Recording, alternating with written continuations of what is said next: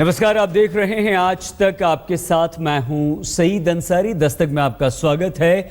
JNU में 9 फरवरी को हुए हंगामे की याद आपको आज भी होगी। उस वक्त कैंपस में आज़ादी के नारे गूंजे थे और जिन लड़कों ने नारे लगाए थे उनके बारे में कन्हैया कुमार से लेकर उमर खालिद तक ने यही कहा था कि वो बाहरी थे।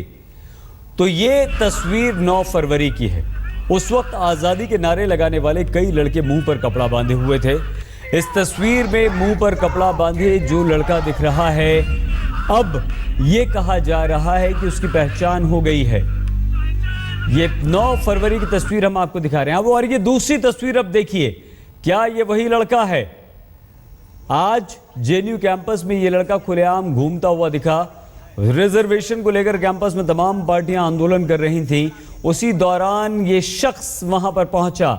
इसने पहले तो निबान भट्टाचार्य से बात की और उसके बाद वो जितनी देर यहां रहा उमर खालिद से बात करता रहा। देखिए, उमर खालिद से बात कर रहा है ये शख्स जो दाढ़ी में है, जिसके सिर पर बाल नहीं हैं। एबीवीपी के छात्रों का आरोप है कि ये वही शख्स है जो 9 फरवरी को नकाब लगाए प्रदर्शन कर रहा था। हमारे लिए इस खबर की पुष्टि करना मुश्किल है क्योंकि पुलिस ने ऐसा नहीं कहा है और न ही पुलिस ने इस शख्स से पूछताछ की है। लेकिन दोनों तस्वीरों को गौर से देखें तो इसमें कोई शक नहीं कि नकाबधारी लड़का उमर खालिद से बात करते हुए इस लड़के से मिलता जुलता है। तो आखिर कौन है ये शख्स? क्या ये उन्हीं प्रदर्शनकारियों में से एक है जिसने कैंपस में कश्मीर की आज़ादी के नारे लगाकर राजनीति को गरमा दिया था? आखिर पुलिस ने इससे पूछताछ क्यों नहीं की? क्या ये वही शख्स है जिसने हिंदुस्तान की बर्बादी के नारे लगाए थे? क्या ये वही शख्स है जिसने पाकिस्तान? और सौरभ शर्मा एबीवीपी के नेता इस वक्त हमारे साथ है। सौरभ, बताइए, क्या आपका आरोप है? क्या आप इस शख्स के बारे में कहना चाहते हैं? देखिए, सबसे पहले तो मेरा कोई आरोप है नहीं, ये एकदम प्रूफ है। ये एक सही बात है कि वो जो लड़का 9 फरवरी 2016 को लगा रहा था वो वही लड़का है। और ये कोई आज पहली बार कैंपस में देखा गया, पिछले 15 दिन से उसे हम लोग कैंपस में देख रहे हैं। इनका नाम मुजीब गट्टू है, जो कि जेएनयू के इंटरनल इंक्वायरी ने जो उसमें नेम लिखा हुआ था कि मुजीब गट्टू, जिन्होंने इस पूरे प्रकरण में शामिल थे और खासतौर से उस वीडियो में देखें तो, और उसके बाद 1-2 बार उनका जो मुंह में ढके हुए तो वो बाहर भी गिरा था। तो इस पूरे, अगर हम पूरे मामले को देखें तो वही स्टूडेंट है जो आज कैंपस में घूम रहे हैं। सौरभ, क्या आपने इस मुजीब गुट्टू की शिकायत की प्रशासन से, यूनिवर्सिटी प्रशासन से या किसी और से या पुलिस से? देखिए, अगर मैं आपको एक और बात बताऊं तो आप खुद आश्चर्य करेंगे। प्रशासन इसे लगातार देख रही है। यहाँ के जेएनयू के जो सिक्योरिटी गार्ड हैं, जो यहाँ के ऑफिसर्स हैं, लगातार वो लोग उसे देख रहे हैं। ये जब हम लोग का हंगर स्ट्राइक था तो भी वो मौजूद था। तो इसमें कोई नई बात नहीं है। इसमें प्रशासन को खुद उसे चाहिए कि, लेकिन सौरभ, अनिर्बान, उमर खालिद और दूसरे लड़कों ने उस वक्त कहा था 9 फरवरी की घटना के बाद कि ये बाहरी कोई शख्स था जो इस तरह के नारे लगा रहा था। नहीं, ऐसा देखिए, जो 9 फरवरी घटना उसमें नो डाउट कुछ लोग बाहरी आए हुए थे, लेकिन अधिकांशतः जो छात्र थे वो जेएनयू के ही थे। और जिन लोगों ने, गुट्टू भी जेएनयू का छात्र है सौरभ। ऑब्वियसली, आप जेएनयू का इंटरनल जो इंक्वायरी जो अभी कमेटी आया हुआ था उसमें खासतौर से इनका नाम रखा हुआ है। सौरभ, इस लड़के के बारे में और क्या जानकारी है आपके पास? ये जेएनयू का student, school of social science के स्टूडेंट है, इतना हमारे पास जानकारी है। और कैंपस में पिछले 3-4 सालों से कैंपस में रह रहे हैं। और अगर हम पिछले 15 दिन से देखें तो काफी ज्यादा ओकेजनली दिख जाते हैं। जो पिछले 3 महीने से जो गायब थे, जब 9 फरवरी का कांड हुआ था, सौरभ सुनिए, तो 3 महीने तक वो इस कैंपस में नहीं आए थे। लेकिन सौरभ, क्या अब आप शिकायत करेंगे यूनिवर्सिटी एडमिनिस्ट्रेशन, प्रशासन से या पुलिस से इस मुजीब गुट्टू की? नहीं, देखिए, वैसे तो जेएनयू प्रशासन को, खुद पुलिस को इस मामले को गंभीरता से लेना चाहिए। उसमें हर बार मतलब हम लोग को शिकायत पे ऐसा कुछ नहीं करना चाहिए। हम लोग तो लगातार पहले दिन से कहते आए हैं कि अधिकांश छात्र जेएनयू के थे। अच्छा, ये मुजीब गुट्टू के अलावा सौरभ, जो और भी शख्स हिंदुस्तान की बर्बादी और कश्मीर की आज़ादी के नारे लगा रहे थे, क्या उन्हें भी आप पहचानते हैं? उनके बारे में आपको जानकारी है? जी, मतलब अधिकांशतः जो उस समय लगा रहे थे बहुत लोग यहाँ पे, इवन मैं केवल नहीं जानता, इवन तमाम यहाँ के कई सारे कॉमन छात्र भी हैं, वो लोग भी अब आजकल मेरे से पूछ रहे हैं कि ये लोग कैसे बाहर घूम रहे हैं। इन लोगों ने ही नारे लगाए थे, वीडियो में भी है। लगभग अधिकांशतः जेएनयू का जो छात्र कम्युनिटी है वो पहचानता है। लेकिन दुख की बात यह है, आश्चर्य की बात यह है कि जेएनयू प्रशासन अभी भी चुप्पे साधे हुए है और पुलिस प्रशासन उससे कुछ भी इंक्वायरी नहीं कर रही है। सौरभ, अब ये दोनों तस्वीरें सामने हैं, ठीक है, इसके बाद आपका कदम क्या होगा, क्या करेंगे आप? नहीं, वो तो देखिए, कदम तो हमारा पहले दिन से है कि जो लोग भी पूरे मामले में एक्टिवली पार्टिसिपेट किए। लेकिन क्या आप इस तस्वीर को एक सबूत के तौर पे नहीं मान रहे हैं सौरभ? ऑब्वियस, ये तो पहले दिन से हम लोग, नहीं, वो तो हम पहले दिन से जेएनयू प्रशासन को बोल रहे हैं। और ये जो वीडियो आप देख रहे हैं वो वीडियो शायद जेएनयू प्रशासन से पहले से रखा हुआ है। और हम लोग जब डिपोजिशन के टाइम पे गए थे, कई सारे कॉमन स्टूडेंट गए थे, तो वो लोग खुद बताए थे। ये कोई नई बात नहीं है। नहीं, नई बात नहीं है, लेकिन अगर मान लीजिए पुलिस को आप ये वीडियो देते हैं, ये हमारे लिए, आम लोगों के लिए, देश के लिए नई बात है, आज पहली बार सामने आ रही है सौरभ। आप लोगों के लिए, जेएनयू प्रशासन के लिए पुरानी बात हो सकती है। तो क्या आप पुलिस के पास जाकर कोई ऑफिशियल कंप्लेंट वहां पर दर्ज करेंगे इस बारे में? इसके लिए तो पहले मैं जेएनयू प्रशासन से एक बार बात करेंगे। जेएनयू प्रशासन को खुद बोलेंगे कि आप जो ऐसे स्टूडेंट थे, आप पुलिस को बुला के जो उनको उचित कार्रवाई लगेगी वो खुद करेंगे। सौरभ, बहुत धन्यवाद आपका। ठीक है, धन्यवाद। जेएनयू छात्र संघ के सचिव सौरभ शर्मा ने इन दोनों तस्वीरों के बारे में बताया है। ये तस्वीरें आप साफ तौर पर देख सकते हैं, यही वो शख्स है, मुजीब गट्टू इसका नाम बताया जा रहा है।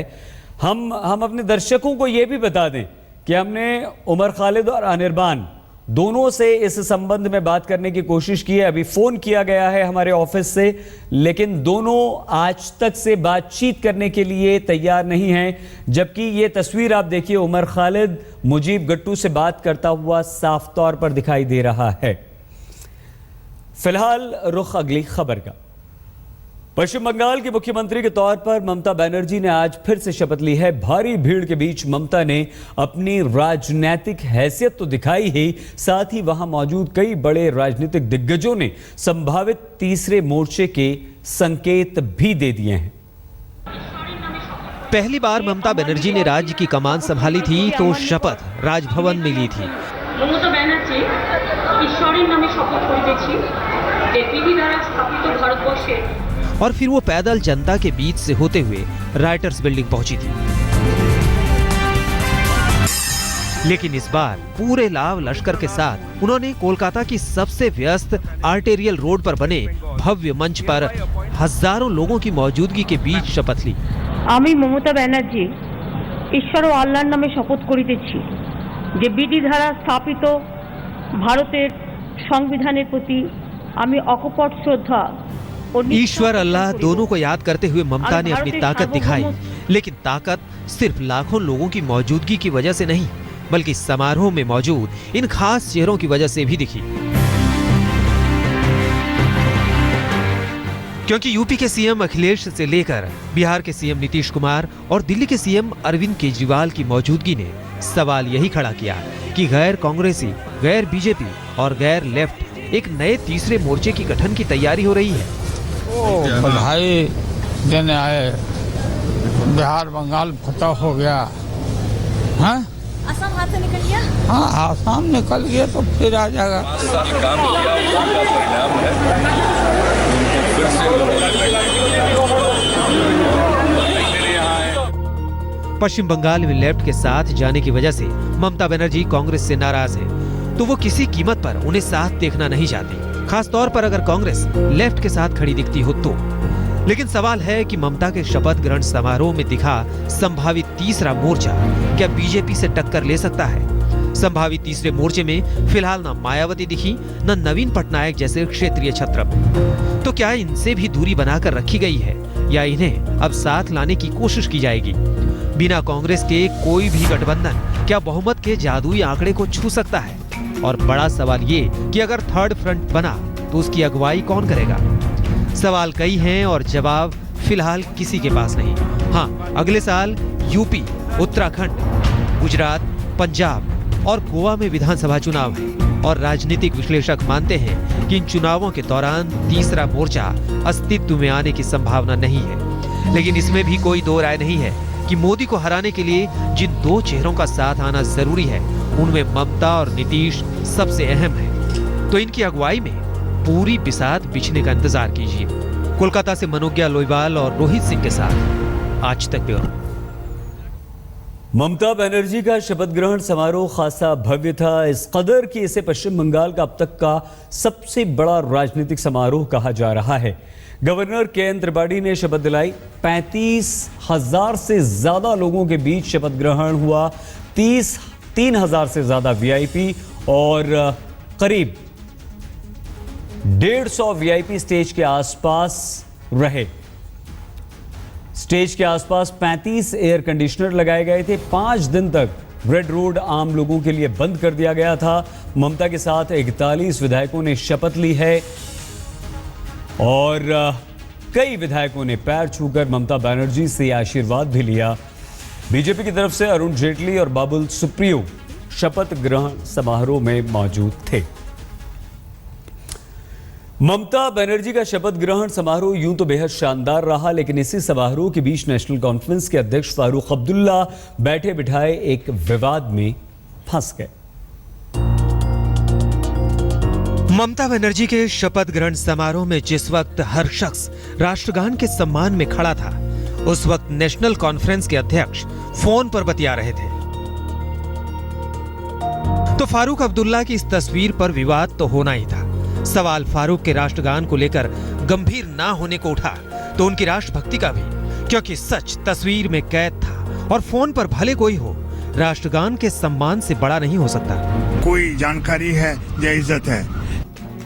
विवाद से चंद मिनट पहले फारूक अब्दुल्ला मीडिया के सामने ममता बनर्जी की तारीफ में कसीदे पढ़ रहे थे, लेकिन विवाद के बाद मीडिया के सामने आने से बचते दिखे। लेकिन सवाल सिर्फ राष्ट्रगान के सम्मान में खड़े होने का नहीं है, सवाल है एक राज्य के मुख्यमंत्री के शपथ ग्रहण समारोह में संवैधानिक कर्तव्यों के ना निभाने का। और इसमें कोई दो राय नहीं कि इस बार फारूक अब्दुल्ला बड़ी गलती कर बैठे। कोलकाता से मनोज्ञा लोईवाल के साथ आज तक ब्यूरो। आपका वास्ता सत्ताधारी राजनीतिक दल से हो तो क्या आपको कुछ भी करने की छूट मिल जाती है? इस सवाल का जवाब जो चाहे हो, लेकिन राजस्थान में ऐसा ही लग रहा है, जहां एक बीजेपी के नेता ने एक पूरे रेस्टोरेंट को सिर्फ इसलिए उजाड़ दिया क्योंकि रेस्टोरेंट मालिक ने रेस्टोरेंट के बाहर नेता और उसके साथियों को शराब पीने से मना किया था।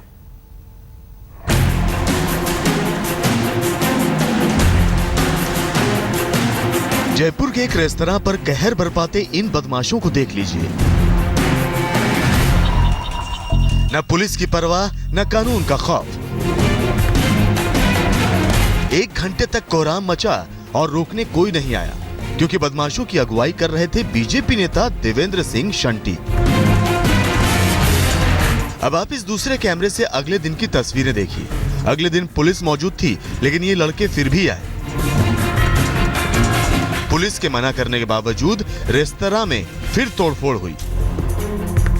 दरअसल ये संग्राम हुआ शराब को लेकर।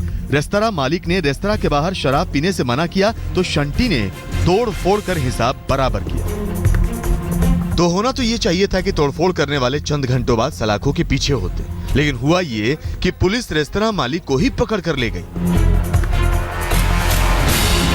एसएचओ साहब से आज तक ने पूछना चाहा तो पहले भाग लिए। सर यहीं लीजिए, यहीं एक मिनट बता दो कि जो आई एम टेलिंग यू, आओ ऑफिस में। एक मिनट बता दो कि जो आओ ये तो नहीं, जो सीसीटीवी। एक सेकंड आओगे भी तो आओ। हम आ रहे हैं सर, आ रहे हैं, बता दो just a minute, I am telling you, एक सेकंड। फिर बड़ी मुश्किल से रुके तो बोले रेस्तरां वालों का ही दोष था। वो तो इनिशियल स्टेज पे उसी पक्ष की गलती थी और उनके खिलाफ 452 का केस रजिस्टर्ड है। 20 करीबन स्टाफ मेरा मेंबर जो है उनको चोटें लगी हैं, किसी की आंख पे लगी है, किसी का दांत टूट गया, किसी का सिर टूट गया। बहुत बुरा हाल किया हमारा। हंगामा बरपा तो नेताजी ने नया शिगुफा छोड़ा। पोस्टर बैनर के साथ रेस्तरां के बाहर प्रदर्शन करने पहुंचे और बोले कि गौ मांस बेचना बंद करो। जब आज तक ने पूछा कि कैसे पता चला कि यहाँ गौ मांस बिकता है, तो नेताजी बगले झांकने लगे। अंदर जब गए, लोगों ने हमें बताया, यहाँ ही के लोगों ने, कि इस तरीके के ये पाडे और ये वो वहाँ से गौ मांस मंगवा के चेक करवाया है आपने? नहीं, चेक करवाया। चेक आप करवाओ, पुलिस करवाए। आप आरोप कैसे लगा सकते? पुलिस करवाए चेक, हम निवेदन करेंगे। यानी सत्ता का हाथ सिर पर हो तो कानून का कोई मतलब नहीं रह जाता, और कानून जब चुनिंदा लोगों के लिए काम करे तो शंटी जैसे नेता बिना सबूत के गौ मांस बेचने का आरोप लगाने से नहीं हिचकते।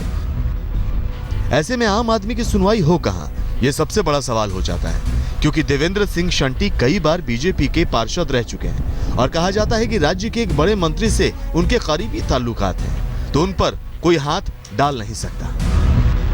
पीड़ित वरुण विदेश में रहते थे, लेकिन रेस्तरां के रूप में स्टार्टअप शुरू किया था और अब उन्हें अपने ही फैसले पर निराशा हो रही है। आप देख सकते हैं किस तरह से यहाँ पर जो पीड़ित परिवार है उसे घर के बाहर भीड़ लगी हुई है, जो लोग हैं यहाँ पर अटैक कर रहे हैं और जो कवरेज करने के लिए जो भी आ रहा है उसके ऊपर मारपीट करने पर उतारू हो जा रहे हैं। मुझे बबला, शंटी और सुरजीत सिंह ने सबने घुस के धमकी दी है कि तुम्हें मार देंगे पुलिस के सामने। बहुत बुरा हाल हो रहा है। फिलहाल देवेंद्र सिंह शंटी न तो गिरफ्तार है और न ही उससे कोई पूछताछ हुई है, यानी सत्ता का रौब बदस्तूर चल रहा है। शरद कुमार, जयपुर, आज तक। एक फेसबुक पोस्ट और तत्काल ट्रांसफर। जहां मध्य प्रदेश में कलेक्टर के साथ ऐसा ही हुआ है, क्या है ये पूरा माजरा, आइए हम आपको अपनी इस रिपोर्ट में दिखाते हैं।